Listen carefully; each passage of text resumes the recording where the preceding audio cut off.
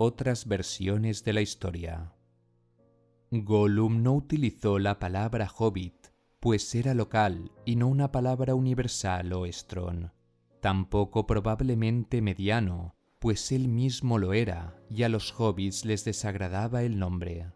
Esa es la razón por la cual los jinetes negros no tenían sino dos datos para su orientación: comarca y bolsón. Por toda la información reunida, resulta claro que Gollum sabía cuando menos en qué dirección se encontraba la comarca, pero aunque sin duda se le habría podido arrancar más con el tormento, era evidente que Sauron no sospechaba que Bolsón proviniera de una región muy distante de las montañas nubladas, o que Gollum supiera dónde estaban esas tierras. Y supuso que sería posible encontrarlo en los valles del Anduin, en el mismo sitio donde el propio Gollum había vivido una vez. Este era un pequeño error y muy natural, pero posiblemente el más importante que cometió Sauron en relación con todo ese asunto. Si no hubiera sido por él, los jinetes negros habrían llegado a la comarca semanas antes. Después de ser liberado de Mordor, no tardó Gollum en desaparecer en la Ciénaga de los Muertos, donde los emisarios de Sauron no podían seguirlo, o no estaban dispuestos a hacerlo. Ningún otro espía de Sauron podía llevarle noticias. El poder de Sauron en Eriador era probablemente muy escaso, y tenía allí pocos agentes, y los que enviaba eran a menudo estorbados o confundidos por los sirvientes de Saruman. Por tanto, por fin, resolvió recurrir a los espectros de los anillos. No había estado dispuesto a hacerlo antes, hasta que no supiera con precisión dónde se encontraba el anillo, por varias razones. Eran con mucho los más poderosos de sus sirvientes, y los más adecuados para semejante misión, pues estaban esclavizados a los 9 anillos, que ahora él mismo guardaba en su poder. Jamás actuaban en contra de la voluntad de Sauron, y si uno de ellos, aunque fuera el rey brujo, su capitán, se hubiera apoderado del anillo único, lo habría llevado a Sauron sin más demora, pero tenían desventajas en tanto no empezara la guerra abierta, para la cual Sauron no estaba todavía preparado. Todos, excepto el rey brujo, eran capaces de perderse a la luz del día si iban solos, y todos, excepto una vez más el rey brujo, tenían miedo del agua, y salvo en casos de extrema necesidad, les repugnaba entrar en ella o cruzar una corriente, a no ser que pudieran hacerlo por un puente que los mantuviera secos. Además, como arma principal, manejaban el terror. Este era en verdad mayor cuando estaban desnudos, invisibles, y era mayor también cuando se encontraban juntos. De modo que cualquier misión que emprendieran difícilmente podía mantenerse en secreto, y el cruce del Anduin y de otros ríos representaba un obstáculo. Por esas razones, Sauron vaciló largo tiempo, pues no quería que sus principales enemigos se enteraran del propósito de sus servidores. Puede suponerse que Sauron no sabía al principio que nadie, salvo Gollum y el ladrón Bolsón, supieran algo del anillo. Hasta que apareció Gandalf y lo interrogó, Gollum no sabía que Gandalf tuviera alguna relación con Bilbo, ni siquiera sabía de la existencia de Gandalf. Pero cuando Sauron se enteró de que sus enemigos habían capturado a Gollum, la situación tuvo un cambio drástico. Cuándo y cómo sucedió, por supuesto, no puede saberse con certeza. Probablemente mucho después del acontecimiento en cuestión. De acuerdo con Aragorn, Gollum fue hecho cautivo al caer la noche del primer día de febrero. En la esperanza de que ninguno de los espías de Sauron lo advirtiera, Aragorn llevó a Gollum por el extremo norte de Emyn Muil y cruzó el Anduin justo por encima de Sarngevir. A menudo, allí se arrojaban montones de leños desde la margen oriental y atando a Gollum a un tronco, cruzó el río a nado con él y siguió la marcha hacia el norte por senderos tan hacia el oeste como le era posible encontrarlos a lo largo de la linde del Fangorn, y así hasta cruzar el Limclaro. Luego el Nimrodel y el Cauce de Plata, a través del bosque de Lorien, y siguió adelante, evitando Moria y el valle de Dimril, y cruzó el Gladio hasta que llegó cerca de Carroca. Allí volvió a cruzar el Anduin con ayuda de los Beórnidas y entró en el bosque. Todo el trayecto del viaje, a pie, tuvo aproximadamente 900 millas y lo cubrió Aragorn con fatiga en 50 días, llegando a Thranduil el 21 de marzo. Lo más probable es, pues, que los sirvientes de Dol Guldur tuvieran por primera vez noticias de Gollum después de penetrar Aragorn en el bosque, porque aunque se suponía que el poder de Dol Guldur llegaba a su término en el camino del Bosque Viejo, eran muchos los espías que allí había. Evidentemente, las noticias tardaron algún tiempo en llegar al jefe Nazgûl de Dol Guldur, y es probable que éste no informara a Barad-dûr en tanto no supiera con mayor precisión el paradero de Gollum. Por tanto, sin duda, abril estaría ya avanzado cuando supo Sauron que Gollum había sido visto otra vez, aparentemente cautivo en manos de un hombre. Esto podía significar bien poco. Ni Sauron ni ninguno de sus sirvientes sabían nada de Aragorn todavía, ni de quién era. Pero evidentemente más tarde, pues las tierras de Thranduil estaban estrechamente vigiladas ahora, quizá al cabo de un mes, Sauron oyó la inquietante noticia de que los sabios tenían conocimiento de Gollum y de que el mismo Gandalf había ido al reino de Thranduil. Sauron tuvo que haber sentido entonces cólera y alarma. Decidió recurrir a los espectros de los anillos no bien pudiera, porque la rapidez y no el sigilo era ahora lo importante. Esperando alarmar al enemigo y perturbar sus designios con el temor de la guerra, que por ahora no intentaba emprender, atacó Thranduil y Gondor casi al mismo tiempo.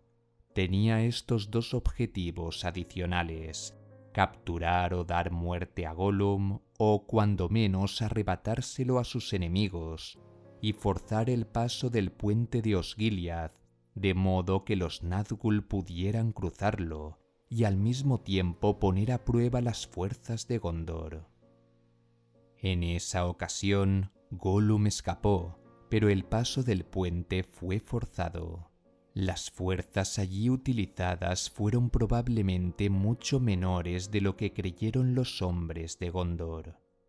En el pánico del primer ataque, cuando al rey brujo se le permitió revelarse un breve tiempo en todo su terror, los Nazgûl cruzaron el puente por la noche y se dispersaron hacia el norte. Sin desdeñar el valor de Gondor, que, a decir verdad, Sauron encontró mayor de lo esperado, resulta claro que Boromir y Faramir lograron rechazar al enemigo y destruir el puente solo porque el ataque había tenido éxito en lo que más importaba. Parece claro que Gollum, perseguido a la vez por elfos y orcos, cruzó el Anduin posiblemente a nado, y de este modo esquivó la persecución de Sauron, pero perseguido todavía por los elfos, y no atreviéndose a pasar cerca de Lórien, solo la seducción del anillo mismo hizo que se atreviera un tiempo después, se escondió en Moria. Eso ocurrió probablemente en el otoño. Luego su rastro se perdió definitivamente. ¿Qué fue de Gollum? Por supuesto, no puede saberse con certeza. Era singularmente apto para sobrevivir a aprietos semejantes, aunque al precio de grandes sufrimientos. Pero corría el peligro de que lo descubrieran los sirvientes de Sauron que acechaban en Moria, especialmente por cuanto solo robando con gran riesgo podía satisfacer su necesidad de comida.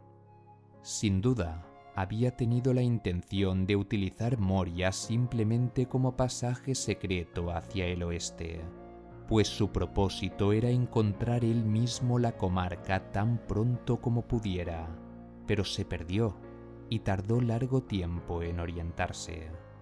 Así pues, parece probable que se había puesto en camino hacia las puertas occidentales poco antes de que los 9 caminantes llegaran. Por supuesto, nada sabía acerca del funcionamiento de las puertas. A él debieron de parecerle enormes e inamovibles, y aunque no tenían cerradura ni tranca, y se abrían hacia afuera de un empellón, no lo descubrió.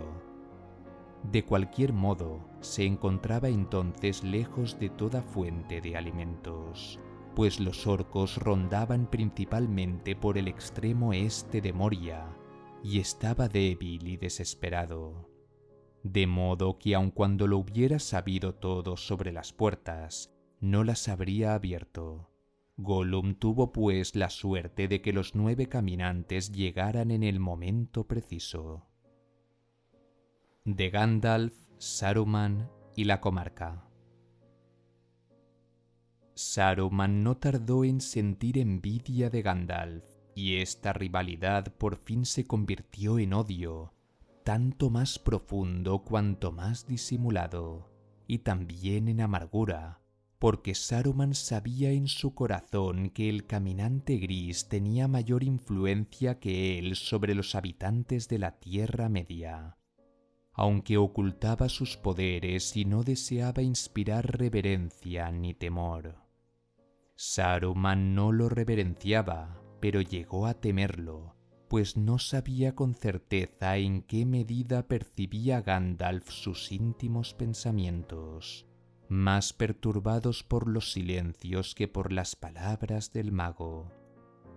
Así fue que abiertamente trató a Gandalf con menos respeto que a los otros sabios, y estaba siempre dispuesto a contradecirlo o a hacer poco caso de sus consejos, mientras que en secreto observaba y ponderaba minuciosamente todo lo que decía, y vigilaba todos sus movimientos en la medida de su capacidad. Así fue como Saruman empezó a ocuparse de los medianos y de la comarca, que de otro modo habría considerado indignos de su interés. No pensó en un principio que el interés de su rival por este pueblo tuviera relación alguna con las grandes preocupaciones del concilio, y menos aún con los anillos del poder, pues realmente, al comienzo, no había existido esa relación, y se debió luego tan solo al amor de Gandalf por el pequeño pueblo, a no ser que tuviera en el corazón cierta premonición profunda que escapaba a su vivaz inteligencia. Durante muchos años visitó abiertamente la comarca y hablaba de su pueblo a quien quisiera escucharlo, y Saruman se sonreía como si escuchara un cuento ocioso de un viejo vagabundo, pero no obstante le prestaba atención. Al ver entonces que Gandalf consideraba a la comarca digna de ser visitada, él mismo la visitó, pero disfrazado y con sumo secreto, hasta que hubo explorado y observado todos sus caminos y sus tierras, y pensó que había aprendido sobre ella todo lo que había por aprender. Y cuando ya no le pareció atinado ni provechoso permanecer allí personalmente, envió espías y sirvientes para que vigilaran las fronteras, porque aún tenía sospechas. Él mismo había caído tan bajo que creía que todos los demás miembros del concilio tenían cada cual objetivos ocultos y de largo alcance para su propio provecho, a los que subordinaban todas sus acciones. De modo que cuando mucho después se enteró del hallazgo por el mediano del anillo de Gollum, solo pudo creer que Gandalf lo había sabido desde un principio, y esta fue su mayor aflicción, pues todo lo que se relacionaba con los anillos lo consideraba de su ámbito particular. Que la desconfianza que inspiraba a Gandalf fuera merecida y justificada, de ningún modo disminuía su enfado. La verdad es que en un principio el espionaje y la desmesurada afición al secreto de Saruman no tenían malas intenciones. Eran más bien una extravagancia nacida del orgullo.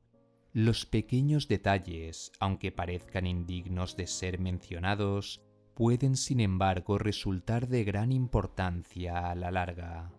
Pero a decir verdad, al reparar en el amor que Gandalf profesaba a la planta que él llamaba hierba de pipa, por la cual, aun a falta de otros motivos, el pequeño pueblo debería ser reverenciado, decía, Saruman había fingido burlarse de ella, pero en secreto la probó y empezó a consumirla.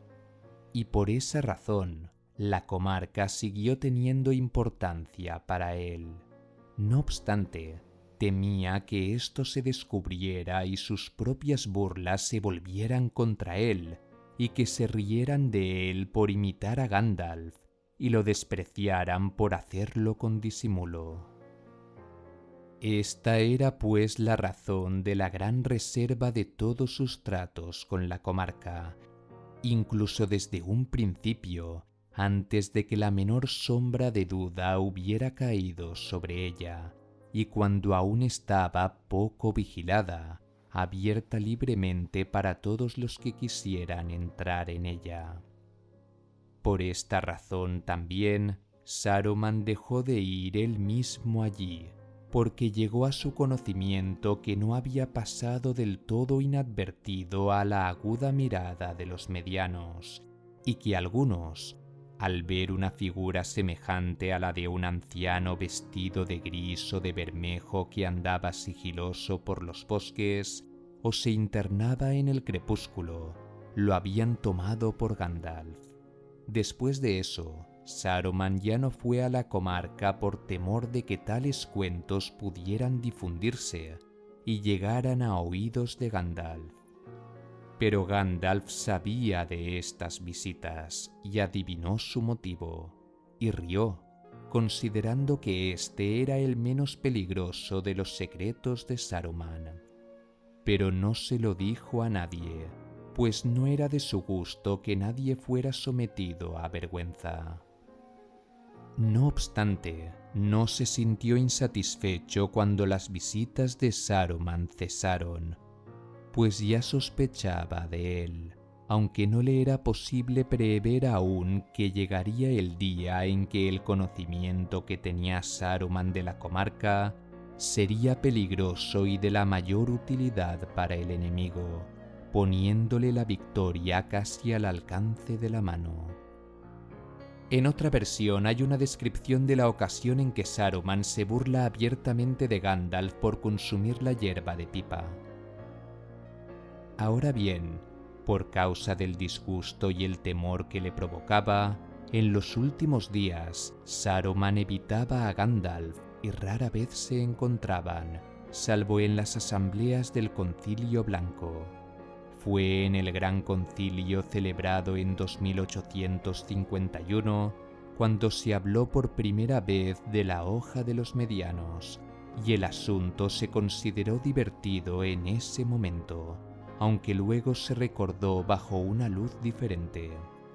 El concilio se reunió en Rivendell, y Gandalf estaba sentado aparte, silencioso, pero fumando prodigiosamente, algo que nunca había hecho antes en tales ocasiones, mientras Saruman hablaba en su contra y sostenía con insistencia que, en oposición al consejo de Gandalf, Dol Guldur no debía ser atacada todavía. Tanto el silencio como el humo parecían molestar mucho a Saruman, y antes de que el concilio se dispersara, le dijo a Gandalf: «Cuando se debaten asuntos de peso, Mithrandir, me asombra un poco que juguéis con vuestros juguetes de humo y fuego mientras los demás hablan con seriedad». Pero Gandalf se echó a reír y replicó: «No os asombraríais si vos mismo consumierais esta hierba. Descubriríais que el humo librado despeja la mente de las sombras interiores. De cualquier modo, proporciona la paciencia de escuchar errores sin enfado. Pero no es uno de mis juguetes, es un arte del pequeño pueblo del oeste, alegre y digno pueblo, aunque no de mucho interés quizá para vuestros altos designios políticos». No se sintió Saruman muy apaciguado con esta respuesta, pues odiaba las burlas, aunque fueran benignas, y dijo entonces fríamente: «Os mofáis, señor Mithrandir, como es vuestra costumbre. Sé perfectamente que os habéis convertido en un explorador de lo pequeño. Hierbas, animalitos salvajes y un pueblecito infantil. Sois libre de disponer de vuestro tiempo como gustéis, si no tenéis nada mejor que hacer, y podéis escoger vuestros amigos donde queráis. Pero para mí los días son demasiado oscuros como para prestar oídos a cuentos de viajeros, y no tengo tiempo para simplezas de campesinos». Gandalf no rió esta vez y no respondió, sino que, mirando de manera penetrante a Saruman, inhaló su pipa y exhaló un gran anillo de humo al que siguieron otros varios más pequeños. Entonces levantó la mano como para cogerlos y se desvanecieron en el aire. Luego se puso en pie y abandonó a Saruman sin añadir una palabra, pero Saruman se quedó un momento en silencio y se le ensombreció la cara de duda y disgusto.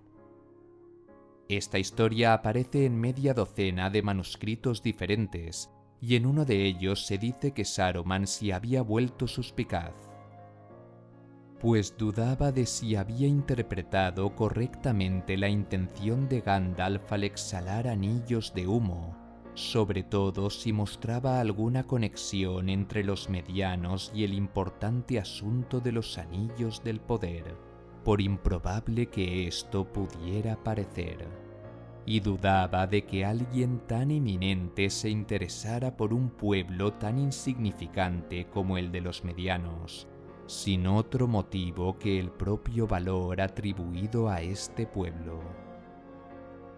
En otro tachado se explica la intención de Gandalf. Era extraño que Gandalf, enfadado por la insolencia de Saruman, escogiera esta manera de señalarle que sospechaba que el deseo de poseerlos había empezado a incorporarse a su política y a su estudio de la historia de los anillos, y de advertirle que se le interpondría en el camino, porque no cabe duda de que Gandalf no había pensado hasta entonces que los medianos, y aún menos los que fumaban, tuvieran nada que ver con los anillos. No obstante, cuando más tarde los medianos quedaron realmente involucrados en tan importante asunto, Saruman solo pudo pensar que Gandalf lo había sabido o previsto, y que se lo había ocultado a él y al concilio, y que su propósito era el único que Saruman podía concebir: conseguir el anillo y excluirlo a él.